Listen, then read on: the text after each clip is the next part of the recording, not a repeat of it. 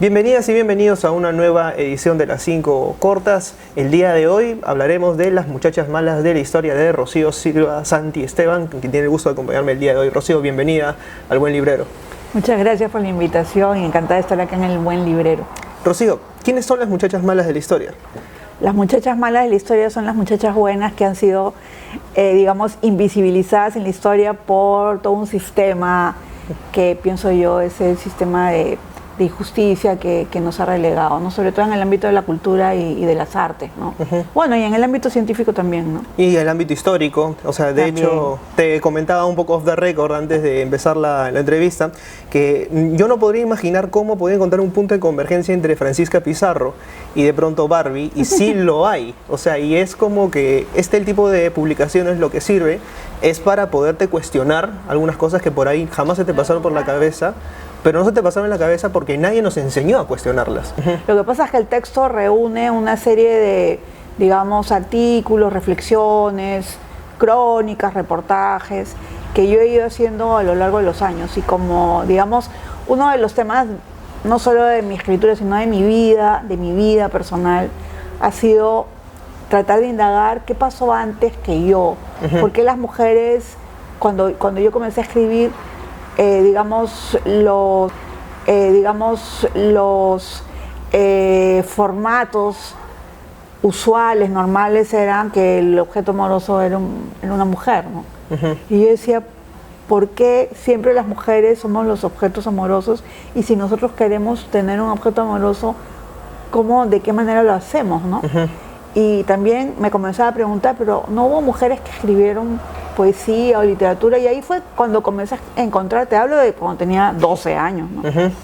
Sor Juana Inés de la Cruz, algunas otras, bueno, el famoso discurso en Lord de la poesía y la carta de Amaryllis Abelardo, ¿no? Que claro, eran unos tremendos poemas barrocos y yo no los entendía, pero decía, pero han habido mujeres, ¿no? Que han escrito poesía, y Sor Juana lo que dice, porque digamos uno de los elementos hermosos de la poesía de Sor Juana es que tiene desde el poema más ultra barroco, que es Primero Sueño, hasta estas redondillas que son tan fáciles, ¿no? Y que cuando uno es chico pues se las aprende de memoria, ¿no? Entonces ahí fui como descubriendo de que sí, que habían otras anteriores a mí y que se había hecho, pero que no estaba como tan presente en la historia de la literatura, por lo menos no en la historia que me enseñaban en el colegio. Y ahí comencé a escarbar y averiguar y averiguar y averiguar, y bueno, eso es lo que he hecho parte de mi vida, ¿no? Por eso estos textos sobre personajes tan disímiles, ¿no? Francisca Pizarro fue la mujer más rica de su época. O sea, ella tuvo, digamos, la mala suerte de que sus hermanos murieron y entonces ella heredó una gran cantidad de dinero que era el dinero de Francisco Pizarro, ¿no? Y no solo eso, sino que ella, bueno, fue obligada a casarse con su tío, uno de los Pizarro, y se juntaron las dos fortunas, ¿no? Entonces, realmente, en el momento en que ella vivió y cuando ella enviudó del tío, que pudo finalmente ser feliz, digamos, y que tenía 40 años, era una mujer joven relativamente, era una de las mujeres más poderosas de España, por la cantidad de dinero que tenía, ¿no? Y entonces, el tema es también encontrar los formatos para poder describir este tipo de historias, ¿no? Y son formatos que ya están antes que yo también, o sea, eso ya lo investigó María Rostorowski, Rafael Barón, o sea, yo leí unos textos en inglés, en fin, diferentes textos, y lo que he hecho ha sido como escribir esa crónica más, digamos, de divulgación, ¿no? O sea, ya menos sin toda esta situación tan específica que nos exigen en la academia, ¿no? Entonces, más fluido, más a mi aire, o sea, ficcionando un poco. Que es un poco, ¿no? También ¿no? A veces necesario, ¿no? Porque a veces siento que la academia está muy divorciada del alcance popular, ¿no? A veces sí, por supuesto, a veces sí. Y fíjate que en la historia de la literatura siempre ha estado muy vinculada con lo popular. O sea, Shakespeare era famoso en su época, no porque era, digamos, textos que no se podían leer, no, o sea, se leían, se repetían, se hacían en el teatro, se mataban de la risa, se burlaban de él. O sea, era algo muy de la cultura popular, y eso a mí me parece también peligroso, ¿no? De que el libro se esté digamos, apartando tanto de lo popular. Pero han habido hoy día, tú que sabes mucho más que yo de las novedades, creo que hay otra manera de poder divulgar lo literario, ¿no? Y que hay otros tipos de literatura y otros tipos de lecturas de, por ejemplo, ficciones de fantasía, o por ejemplo este redescubrimiento de Lovecraft, ¿no? Alucinante en estos días, y la forma como vienen ahora los libros, que son tan bellos, no sé, a mí también el objeto del libro me encanta, me parece, no sé, yo los libros los huelo, tú también seguro. A mí particularmente este libro, aparte de hacerme cuestionar un montón de cosas, me ha hecho entender muchas de las luchas, o sea, que se viven hoy también, y entender también cuál es el punto de partida. No es una cuestión reciente, no es una cuestión que sea por capricho, sino que tiene fundamentos. Sí, mira, justamente ayer, he tenido, digamos, el honor de ser homenajeada por la Feria del Libro Ricardo Palma, y bueno, una de las cosas que me interesaba decir y resaltar es que si yo estoy aquí con mi producción y si yo he tenido la posibilidad de ir a la universidad y de estudiar y de escribir, es porque muchas mujeres antes que yo abrieron ese camino, ¿no? Y por ejemplo, una de esas mujeres que hay que redescubrirla es Clorinda Matto. Clorinda Matto no solamente es la escritora de Ave sin Nido, ¿no? Escribió otras novelas, pero ella era una periodista. Ella estaba en el nudo de la política. Fíjense, ella enviudó muy joven.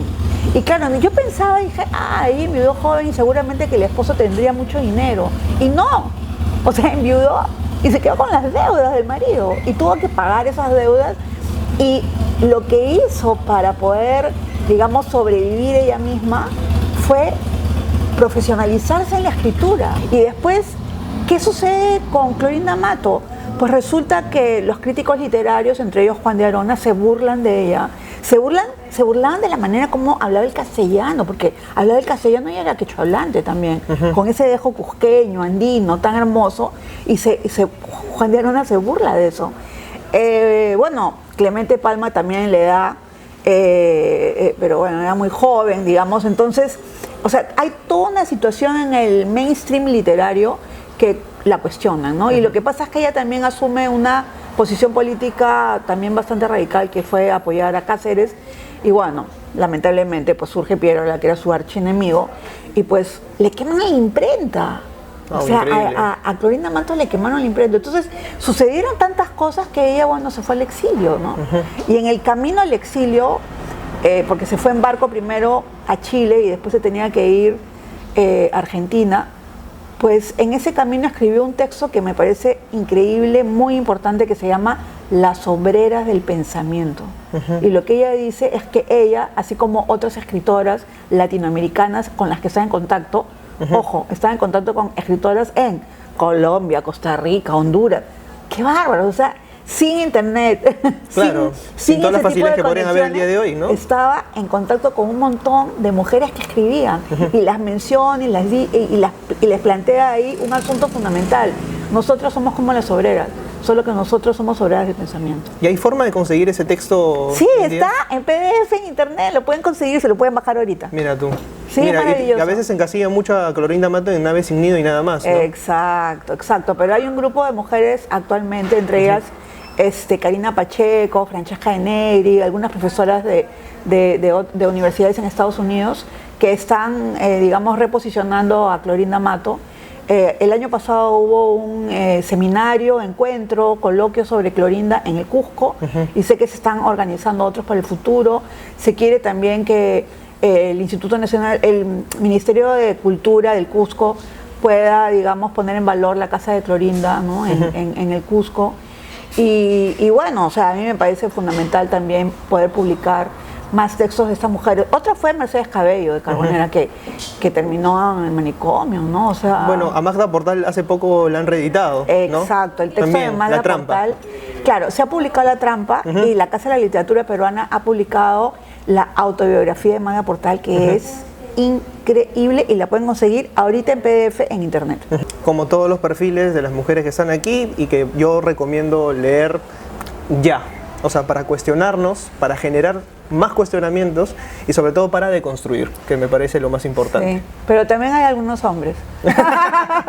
Sí, he escrito también sobre los chicos de mi barrio y bueno, y hay un texto sobre mi padre que escribí con mucho cariño. Bueno, eso ha sido todo por hoy, Rocío. Te quiero agradecer enormemente por tu tiempo, por este libro que espero todos vayan a comprar ya. Gracias a ti por leerlo y por tu entusiasmo y por ser un booktuber y por fomentar la lectura. Y con nosotros será hasta una nueva edición de Las 5 Cortas. Chao.